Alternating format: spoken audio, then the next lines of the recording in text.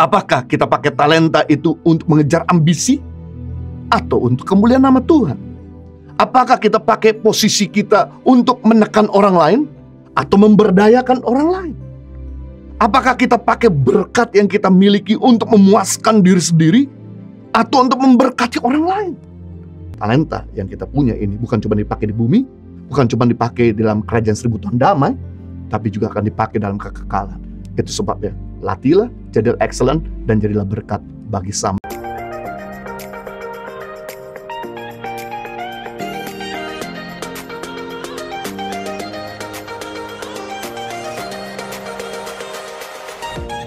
Kita belajar yang ketiga, bagaimana mengembangkan kemampuan kita. Sadarilah, talenta kita harus kita pertanggungjawabkan. Matius pasal 25 ayat 19-21. Lama sesudah itu, pulanglah tuan hamba-hamba itu, lalu mengadakan perhitungan dengan mereka. Hamba yang menerima 5 talenta itu datang dan membawa laba 5 talenta. Katanya, Tuan, 5 talenta Tuan percayakan kepada. Lihat, aku telah beroleh laba 5 talenta. Maka kata tuannya itu kepadanya, baik sekali perbuatanmu itu, hai hambaku yang baik dan setia. Engkau telah setia dalam perkara kecil, aku akan memberikan kepadamu tanggung jawab dalam perkara yang besar. Masuklah dan turutlah dalam kebahagiaan Tuhanmu. Perhatikan di sini, setelah Tuhan itu kasih kepercayaan kepada hamba yang punya 5 talenta, 2 talenta dan 1 talenta, lalu Tuhan itu pergi.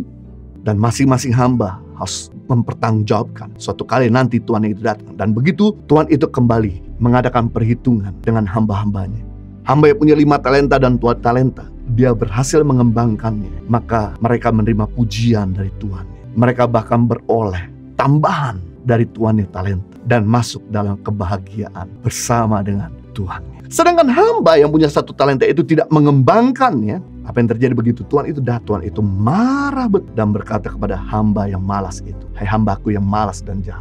Sudah seharusnya talenta yang kalau memang kamu gak bisa jalankan, berikanlah kepada orang yang bisa menjalankannya. Sehingga ketika aku kembali, aku mendapatkan bunga dari talenta tersebut. Lalu talenta itu diambil daripadanya dan hamba tersebut dicampakkan ke dalam lautan api. Di sana terdapat kesengsaraan dan ratapan seumur hidup. Kedatangan Tuhan kali pertama memang menyelamatkan dan mempercayai kemampuan dalam hidup kita. Tapi kedatangan Tuhan kali kedua itu menjadi hakim di atas segala hakim untuk mengadakan perhitungan apa yang sudah kita lakukan terhadap talenta itu. Apakah kita pakai talenta itu untuk mengejar ambisi atau untuk kemuliaan nama Tuhan?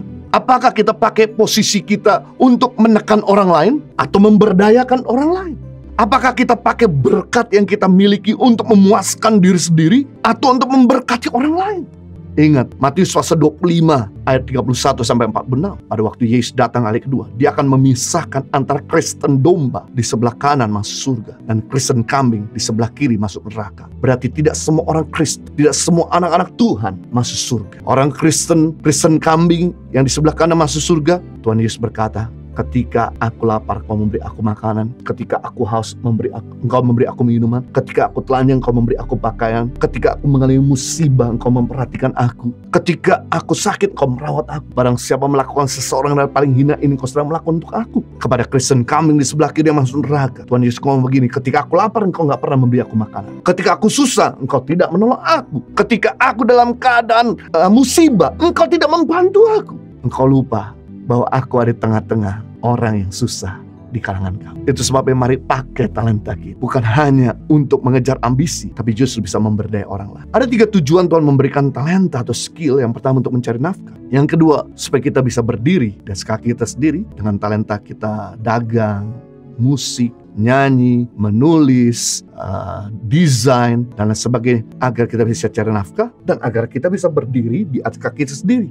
Agar kita jangan bergantung sama orang lain. Untuk sementara waktu kita ditolong orang lain tidak apa-apa, tapi bukan untuk selamanya kita jadi benalu buat orang lain. Itu sebab Tuhan memberikan kemampuan agar kita bisa berdiri, kita bisa mencari nafkah sendiri. Tapi yang ketiga, tujuan Tuhan memberikan talenta agar kita bisa jadi berkat. Dengan talenta saudara nyanyi, saudara bisa menghibur orang. Dengan talenta saudara musik, saudara bisa melayani Tuhan. Dengan talenta saudara dagang, Anda bisa menciptakan lapangan pekerjaan buat orang lain. Dengan talenta saudara menulis, dengan talenta saudara communication, dengan talenta saudara bahasa, akhirnya orang tersebut ditolong, diajar, dan mereka bisa punya posisi lebih tinggi. Dengan demikian kita memberkati orang. Memberkati gak selalu dengan uang, tapi bisa dengan skill kita, dengan talenta kita.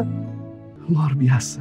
Dan di akhir zaman, kenapa Tuhan mau untuk kita mengembangkan talenta? Sampai hamba yang punya 5 talenta dan 2 talenta ini, ketika dia masuk dalam kekekalan dan kebahagiaan Tuhannya, dia percayakan talenta tambahan. Berarti nanti di kekekalan kita akan memerintah dengan talenta kita bersama dengan Tuhan. Itu sebabnya penting di sini untuk kita tidak memikirkan kekinian saja, tapi memikirkan kekekalan. Bahwa talenta yang kita gunakan ini, itu kita akan pakai di kekekalan nanti juga. Bukan cuma untuk di dunia sementara 70 tahun sampai 90 tahun ini, tapi nanti di 1000 tahun damai dan kekekalan, kita akan menggunakan talenta yang sama. Kenapa?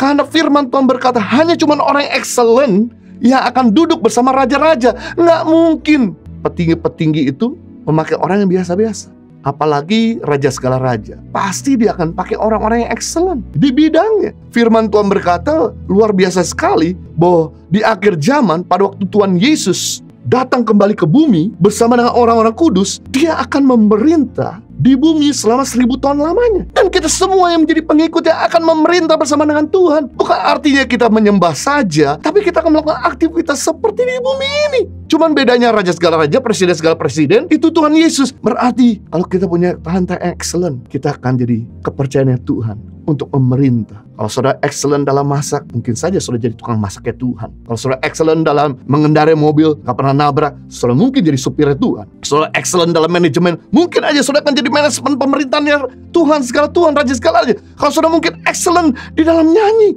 saudara akan menyanyi bagi Tuhan. Nggak mungkin orang yang biasa-biasa dipercayakan untuk memerintah. Bahkan yang menarik di sini bahwa waktu bumi ini hancur oleh karena perang antara Tuhan dengan si jahat, dan kemudian bumi ini rusak.